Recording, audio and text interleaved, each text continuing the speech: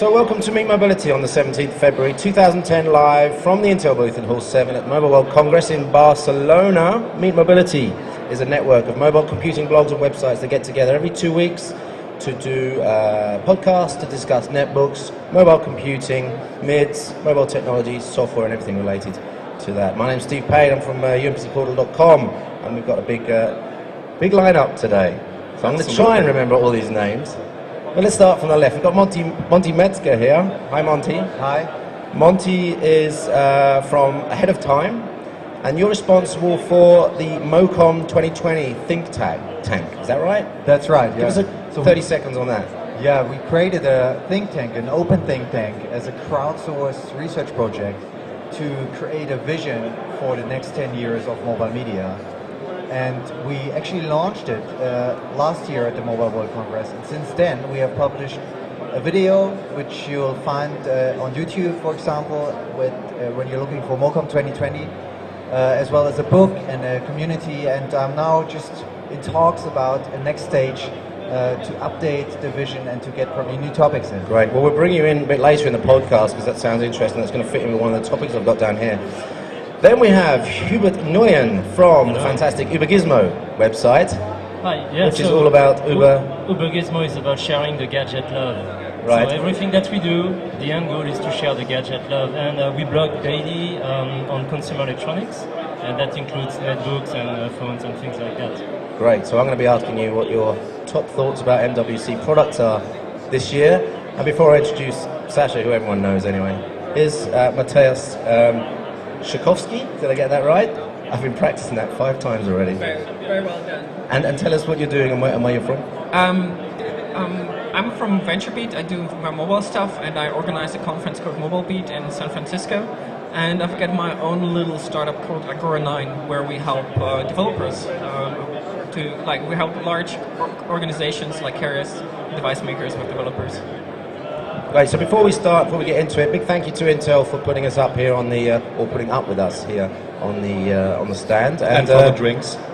For those that are listening live on the stream, we've actually got Estrella Damm. I don't know if this is beer or some sort of juice or. It says Chicks on Speed. I'm not sure if we can drink this. It looks dangerous. I'm going to take it. Let's just take a quick.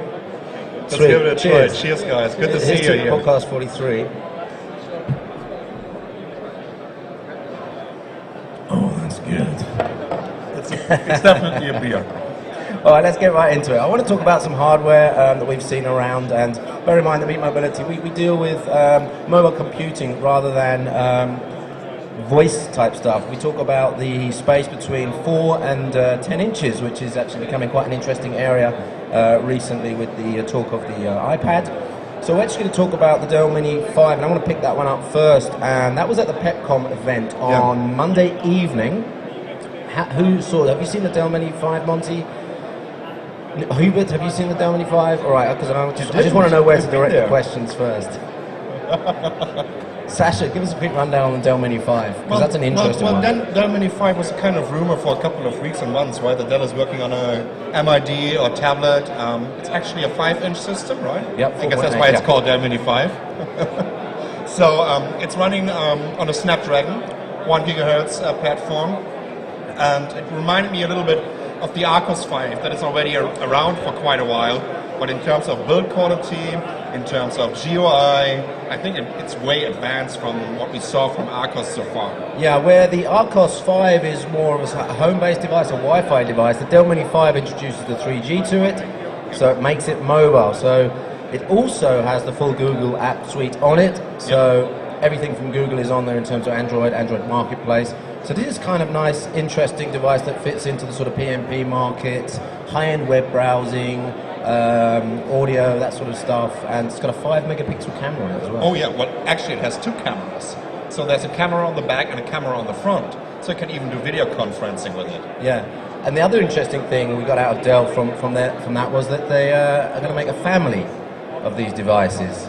So does that mean we'll see a Mini 7 and a Mini, well, we can't have a Mini 9. We already had the Mini 9, which was their first netbook. Which was the netbook, so it would be interesting to see if they actually move up the range. But what's really going to be interesting is to see if people actually try and use these as phones, or have them as secondary devices. I mean, you can easily get a Google Talk or Google Voice or Skype on it, right? Yeah. So and then you can use it as a phone. And they're aiming for the telcos. This will be their main channel, getting it with a 3G contract into the market. So I'm pretty sure Dell is pretty all right with this, that they're getting Skype on it. Yeah, and it will also be available without 3G and through the Dell Store as well. Yeah. So let's hope that's global. Pricing is going to be an issue on this one. Oh, If absolutely. it's $600 with 3G, then it's going to be a problem. Oh, If it's, no, it must be sub 500, even I would say sub 400 to be competitive. The Arcos 5, the main competitor, is starting at $299. that's starting at 230 now. 230. The 8 gig version. So and these are their competitors, and they're already pretty stable, or pretty well positioned on this market. Yeah. So and that's where Dell is aiming at. And so yeah, it needs to be sub 400 or sub 300 there. Yeah. Hubert, what do you think of the Dell Mini 5?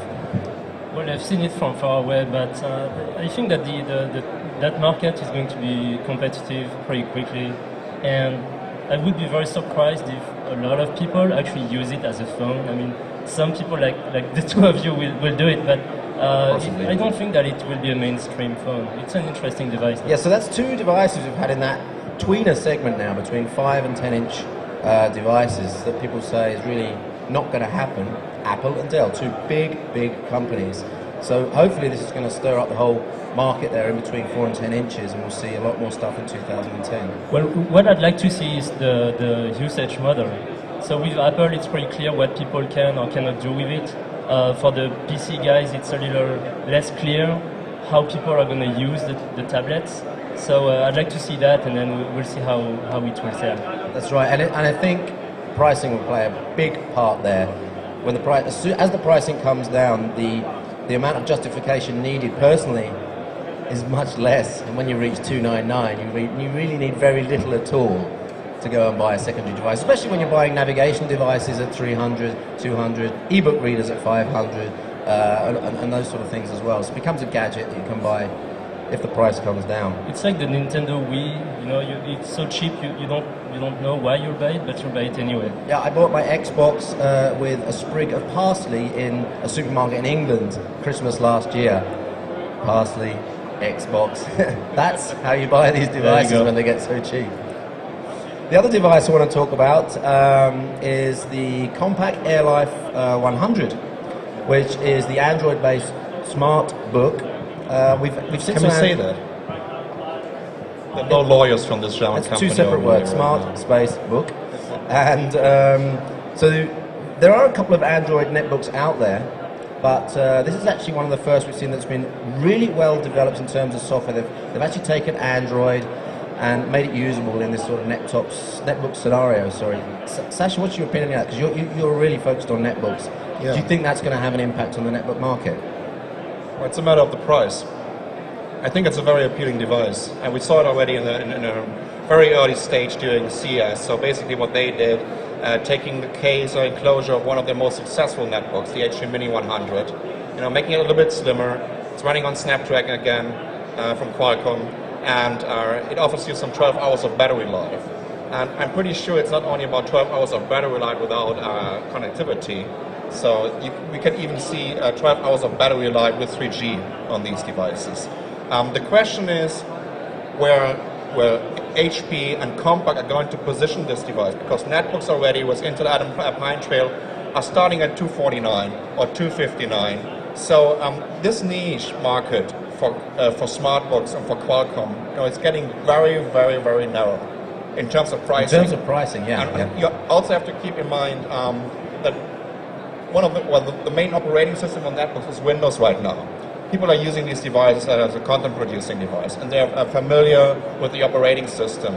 So this is something that the non-x86 platforms from Qualcomm can't provide you right now. So the question is, if this is aiming at the consumer market, do they really see it more as a netbook or maybe just as a smartphone or mobile internet device, where it doesn't matter so much if you have Windows or Symbian or whatever?